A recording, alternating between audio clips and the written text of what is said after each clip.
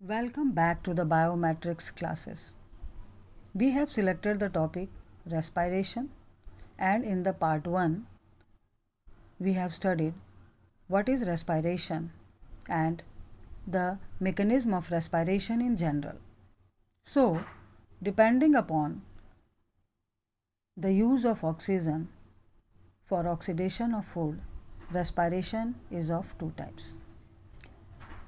In part 1, we came to know that first of all, we take in oxygen, that is inhaling, and this oxygen goes into the cells for cellular respiration, and at last carbon dioxide is expelled out into the environment. So, depending on the use of oxygen, that is in the presence of oxygen or in the absence of oxygen, cellular respiration, that is oxidation of food, is of two types.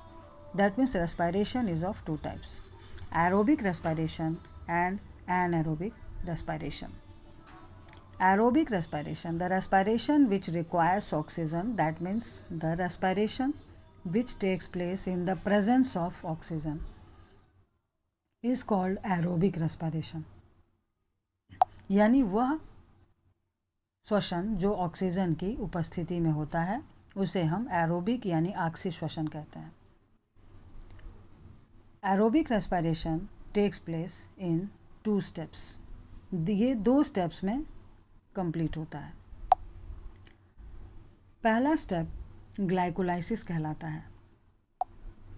Glycolysis, as we know that the digested food is mainly in the form of glucose, and when this digested food, the glucose, enters into the cell, then the oxygen during inhaling also enters into the cell or it is transported into the cell.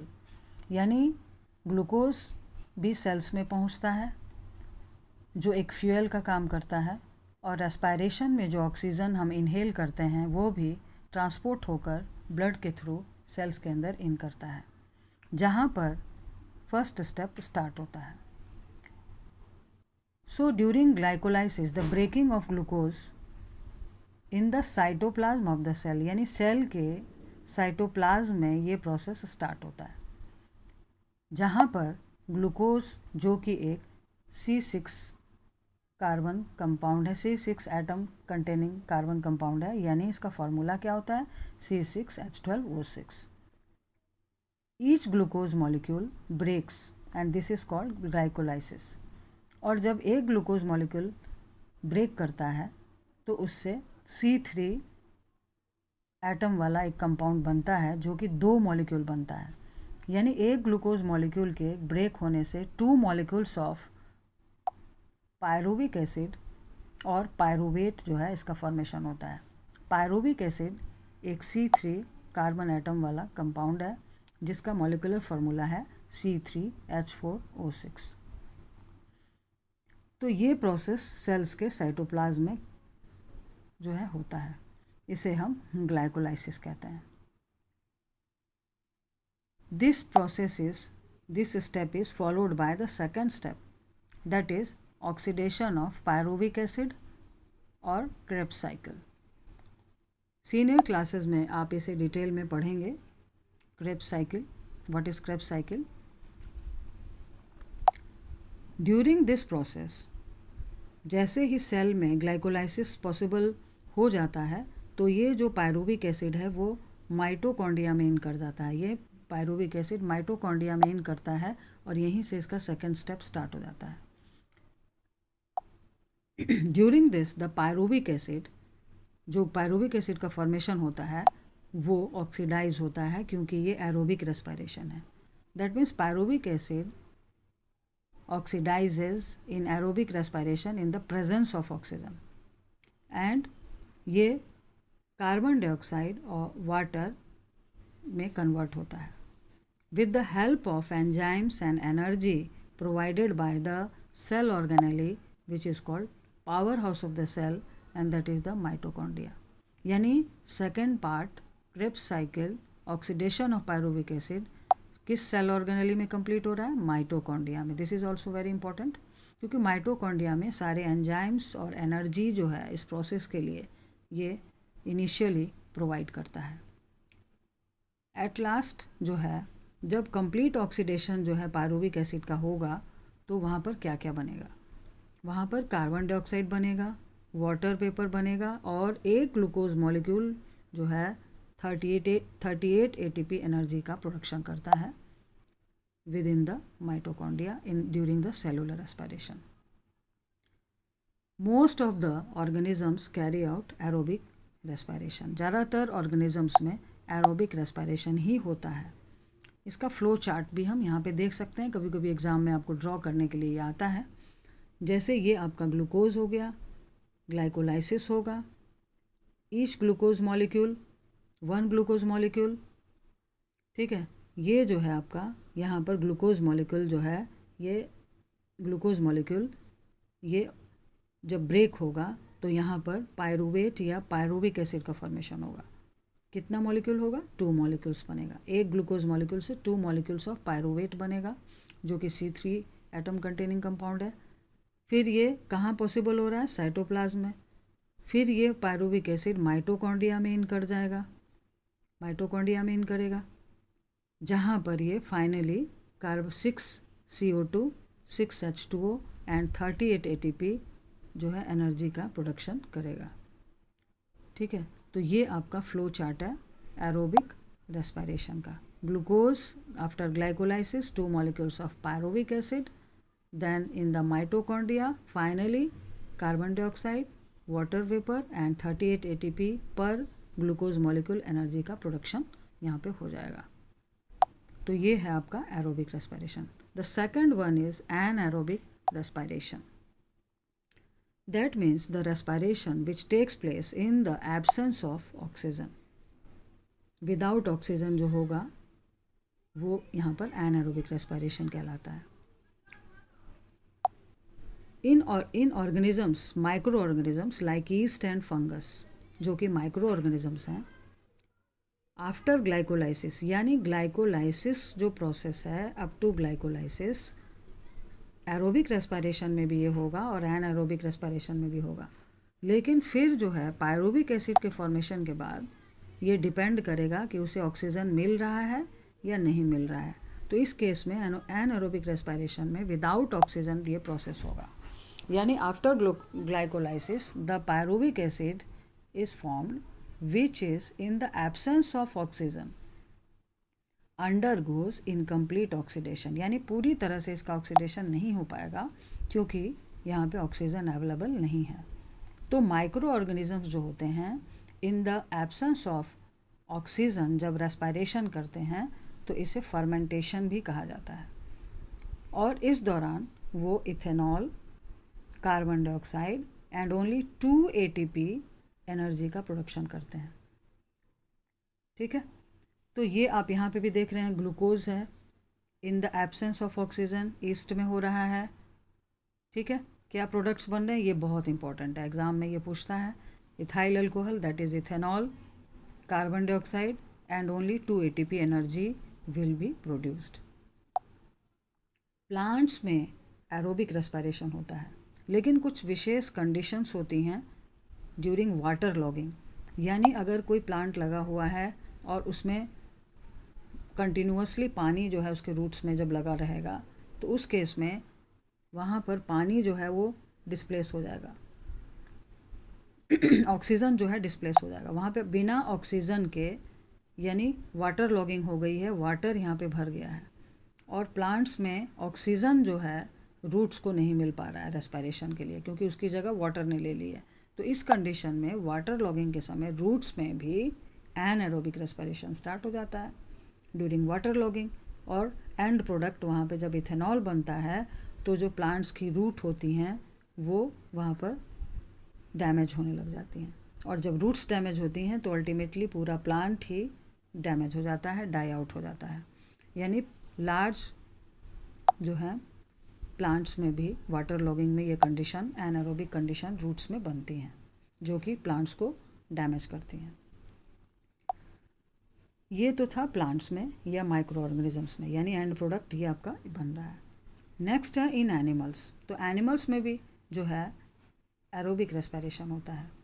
लेकिन during vigorous exercise या कोई wild animal है और अपने pray को catch करने के लिए वो प्रेडेटर उसके पीछे भाग रहा है, तो उस कंडीशन में भी उसे बहुत तेज़ दौड़ना पड़ता है।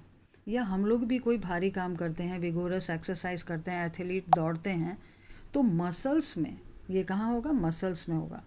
Muscles of the animals anaerobic respiration will occur and lactic acid will be formed। वहाँ पर लैक्टिक एसिड एनिमल्स में बनेगा और 2 ATP एनर्जी जो है प्रोड्यूस होगी। ठीक है, जो कि यहाँ पे आप देख रहे हैं इस फ्लो चार्ट में, this is the flow chart, आप इसको प्रैक्टिस करेंगे। Glucose, lack of oxygen in the human muscle cells और एनिमल मसल सेल्स, सिर्फ 2 प्रोडक्ट्स बन रहे हैं, lactic acid and 2 ATP energy. यानी आप इन दोनों का जो प्रोडक्ट है प्लांट का और एनिमल का, ये आप इसको ध्यान से देख लेंगे। जैसे ही वहाँ पे लैक्टिक एसिड का फॉर्मेशन होता है, मसल क्रैम्प्स होने लगती हैं। That means formation of lactic acid produces pain and strain in the muscles.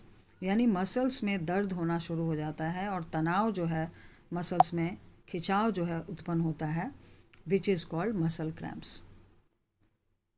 ठीक है, यानी एनारोबिक रेस्पिरेशन के समय मसल्स में जब स्ट्रेन जो है, खिंचाव और दर्द होता है, तो उसे हम मसल क्रैम्प्स कहते हैं ड्यू टू एनारोबिक रेस्पिरेशन। क्योंकि होता क्या है कि एट रैंडम ज़्यादा एनर्जी की ज़रूरत पड़ती है और उस हिसाब से ऑक्सीजन का सप्लाई मसल्स में नहीं हो पाता है। जब हम विगोरस कुछ काम करते हैं, हैवी वर्क करते हैं, तो ज़्यादा एनर्जी की ज़रूरत पड़ती है और उस हिसाब से अगर ऑक्सीजन सप्लाई नहीं होगा तो मसल्स में इन द एब्सेंस ऑफ ऑक्सीजन जो है वर्क होने लगता है। तो उस दौरान लैक्टिक एसिड के फॉर्मेशन से यहाँ पर मसल क्रैम्प्स का फॉर्मेशन होता है। इट कैन बी रिड्यूस्ड, ठीक है, इससे हम रिलीफ ले सकते हैं by taking hot water bath in that area जहाँ पेन है, या ऑयल, हॉट ऑयल जो है मसाज हम लोग ले सकते हैं, जिससे कि वहाँ पे ब्लड सर्कुलेशन फास्ट हो जाएगा। जिस मसल जहाँ पे दर्द है, क्रैम्प्स है, वहाँ पे अगर हम उसको इस तरह से मसाज वगैरह करते हैं हॉट ऑयल से, तो वहाँ पे ब्लड सर्कुलेशन फास्ट होगा, ऑक्सीजन की सप्लाई प्रॉपर जाएगी और फिर धीरे धीरे दर्द ठीक हो जाएगा। ठीक है, तो ये था आपका what is aerobic and anaerobic, that is 2 types of respiration, cellular respiration in the living organisms. एक क्वेश्चन आपका एग्जाम में आता है, what is the difference between aerobic and anaerobic respiration. इसको आप देखेंगे तो ये आपका यहाँ पे ये शो हो रहा है। ठीक है, तो इसमें आप क्या देख रहे हैं, एरोबिक रेस्पिरेशन अभी आपने पढ़ा, उसको रिवाइज कर लेते हैं। It requires oxygen and anaerobic respiration it occurs in the absence of oxygen. ठीक है, aerobic respiration, the respiratory substrate is completely oxidised, completely broken down.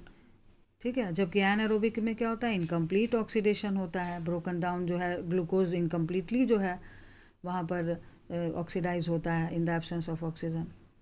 Aerobic respiration end products they are inorganic, carbon dioxide, water, but in anaerobic respiration the end products are, क्या हो सकता है, inorganic, organic, दोनों हो सकता है। ठीक है, occurrence, it occurs partly in cytoplasm aerobic respiration and half portion, that is the oxidation of pyruvic acid that occurs in mitochondria। जबकि एनारोबिक रेस्पिरेशन सिर्फ साइटोप्लाज्म में होता है। फिफ्थ पॉइंट क्या है, huge amount of energy is release during aerobic respiration. ठीक है, that is आपका इट रिलीजेस 686 किलो कैलोरी और 2870 किलो जूल ऑफ एनर्जी पर मोल ऑफ ग्लूकोज, ये पर मोल ऑफ ग्लूकोज ये प्रोड्यूस करता है। जबकि एनारोबिक रेस्पिरेशन में जो है आपका एनर्जी जो लिबरेट हो रही है वो कम हो रही है, 36 से 50 किलो कैलोरी और 150 से 210 किलो जूल पर मोल ऑफ ग्लूकोज जो है प्रोड्यूस हो रहा है। ठीक है, फिर लास्ट में क्या है, एटीपी। तो एटीपी के फॉर्म में जो एनर्जी रिलीज हो रही है वो एरोबिक रेस्पिरेशन में 38 एटीपी जो है प्रोड्यूस होती है, जबकि एनारोबिक रेस्पिरेशन में बहुत ही कम होती है, ओनली 2 एटीपी ओवरऑल जो है प्रोड्यूस होती है। ठीक है, एनारोबिक रेस्पिरेशन में आपने क्या पढ़ा कि प्लांट्स में जो एंड प्रोडक्ट है वो क्या है, ethyl alcohol, carbon dioxide and 2 ATP energy. और एनिमल्स में क्या प्रोडक्ट बन रहा है? एनिमल्स में एनारोबिक रेस्पिरेशन में लैक्टिक एसिड और 2 ATP एनर्जी का प्रोडक्शन हो रहा है। तो ये आप डिफरेंस भी पढ़ लेंगे। और एट लास्ट ये समरी है आपका, ये एक साथ आप ये फ्लो चार्ट करेंगे जिसमें ग्लूकोज जो है first of all glycolysis in cytoplasm pyruvic acid बना रहा है, ठीक है, पायरुविक एसिड बना रहा है। अब है in the absence of oxygen अगर प्लांट्स में हो रहा है तो ethanol carbon dioxide energy produce हो रही है। अगर एनिमल्स में हो रहा है मसल्स में तो लैक्टिक एसिड और एनर्जी प्रोड्यूस हो रही है। इन द प्रेजेंस ऑफ अगर ऑक्सीजन हो रहा है माइटोकॉन्ड्रिया में तो यहाँ पर आपका कार्बन डाइऑक्साइड वाटर और 38 ATP एनर्जी प्रोड्यूस हो रही है। तो ये दोनों ही टेबल आपके लिए और ये फ्लो चार्ट आपके लिए इम्पॉर्टेंट है, तो आप इसको ज़रूर कर लेंगे एग्ज़ाम के लिए। होप आपको सारे टॉपिक्स ईजी वे में समझ में आ गए होंगे। और नेक्स्ट पार्ट 3 में हम पढ़ेंगे mechanism of respiration in plants जो है उसको कैरी करेंगे। Thanks for watching the video.